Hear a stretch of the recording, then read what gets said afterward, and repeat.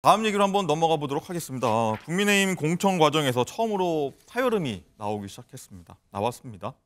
공천에서 배제된 김성태 전 원내대표가 어제 기자회견을 연 내용인데, 자, 장 기자, 김성태 전 원내대표가 어떤 얘기를 했죠? 좀 과격한 발언도 좀 나오긴 한 것 같아요. 그렇습니다. 자신이 이번 총선에서 부적격 판정을 받게 된 건 윤석열 대통령의 측근들이 만들어낸 결과다라고 언급을 했습니다. 김성태 전 의원은 서울 강서을에다가 공천 신청을 했는데요. 이른바 친윤으로 분류되고 있는 박성민 그리고 이철규 의원을 콕 집어 지목을 하면서 이들이 김성태로 표적을 맞추고 시스템 공천을 설계했다고 했습니다.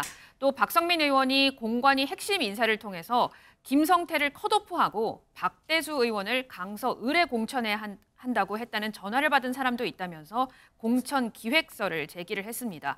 김성태 전 의원은 2012년 국정감사 때요. 이석채 전 KT 회장 증인 채택 무마 대가로 자신의 딸을 정규직에 채용하는 뇌물을 받은 혐의로 2022년 대법원에서 유죄 판정이 났는데 이후 사면 복권되기는 했습니다만 국민의힘에서는 채용 비리는 사면 복권이 돼도 공천에서 원천 배제한다 이런 방식을 발표를 한 바 있습니다. 네. 김성태 의원의 목소리 보시겠습니다.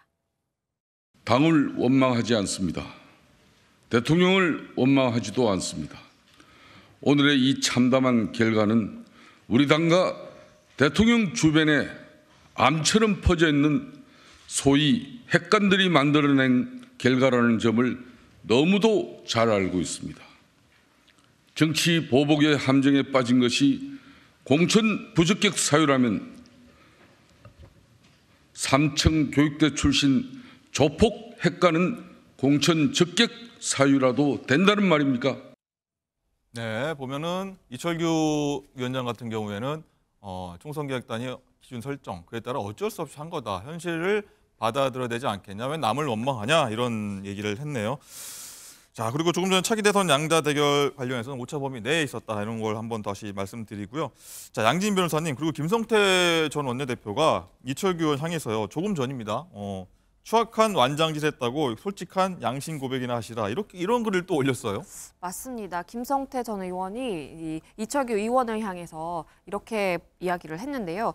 나는 원내대표 시절 드루킹 일당들과 댓글 조작으로 국민들의 마음을 도둑질한 정권의 비열함을 밝혀내고자 원내 부대표단이었던 당시 이철규 의원에게 가르쳤다. 그런 아픔들의 현신과 또 희생의 상처에 소금 뿌리는 야비함을 나는 가르치지 않았다라면서 되려 음해와 중상모략의 비판의 아이콘으로 이번에도 추악한 완장질을 했다고 솔직한 양심 고백이나 하시라라면서 굉장히 강도 높은 비난글을 올렸습니다. 네, 이종훈 실장님 굉장히 좀 강력하게 반발하고 있고 또 지목된 이철규 의원도 물러서지 않고 굉장히 비판을 하고 있는데 이 상황 어떻게 보고 계십니까? 일단 공관위원이나 비대위원은 총선 때 욕먹는 자리입니다. 사무총장도 마찬가지고요. 네. 왜냐하면 보통 한 20%에서 30% 물갈이라고 표현되는 현역 의원 교체가 있어야 되고요. 그 현역 의원 교체와 관련돼서 어떠한 이유를 대든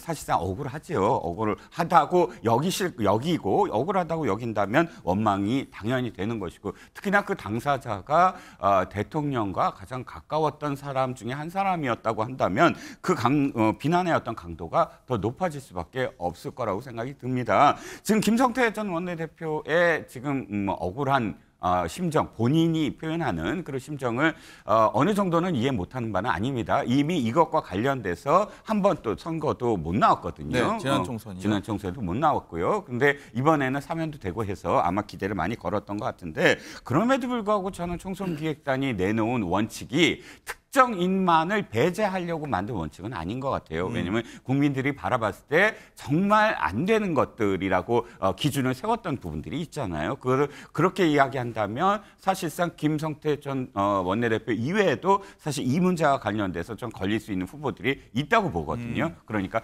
법의 형평성, 그러니까 법은 아닙니다만 이런 규칙이라든지 규정의 형평성에 비춰봤을 때 김성태 전 원내대표는 좀 받아들여야 되지 않을까라는 생각입니다.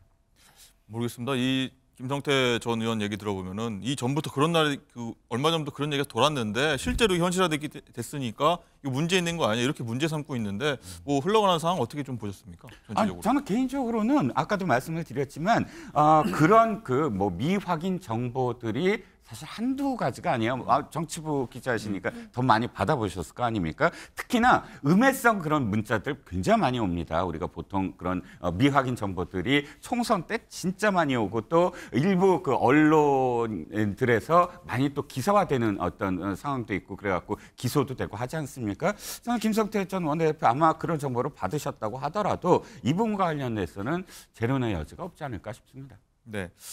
부원장님 또 이 부분도 어떻게 보셨습니까? 탈당할 거냐라고 물어보니까 뭐 일단은 답변하지 않겠다라고 했고 뭐 공천 기획서를 다 계속 얘기하는데 김 의원 탈당을 할까요? 어떨까요? 일단 뭐 계속 불만을 이야기해 보고 예. 전국의 변화, 제3당들이 어떻게 약진하는가 상황을 보겠다 뭐 이렇게 해석이 되는데요. 김태우 전 이 강서구청장 보궐선거에 출마하셨던 분이 같은 지역구예요. 본인 아마 그런 생각 들 겁니다. 김태우는 바로 사면시켜서 바로 공천 줬는데 나는 사면시켜 줬는데 왜 공천에서 바로 배제해? 네. 이런 생각할 겁니다. 당 운영과 그다음에 당 운영을 좌지우지하는 이 대통령실의 사명권 이런 것들이 인위적으로 막 작동이 되니까 거기에 대한 불만을 이야기하지 않았나 이런 생각이 들고요. 저는 이제 저도 이제 정당 생활을 오래 한 사람으로서 예. 이철규 위원장 이런 분들이 자제해야 돼요. 사실 이철규 위원장이 제가 재선이죠. 재선이 보통 이제 그 인재영입 위원장 이런 자리 못 맡거든요. 인재영입 위원장의 자리가 당대표나 당의 그 원로들이 맡는 자리인데 이것도 역시 이제 대통령의 입김이 작용되지 않았나 그렇게 추측을 하는데 김성태 의원이 공개가 하더라도 가만히 계셔야 돼요. 이게 이야기하면 할수록 이게 참 본질이 탄로납니다. 네.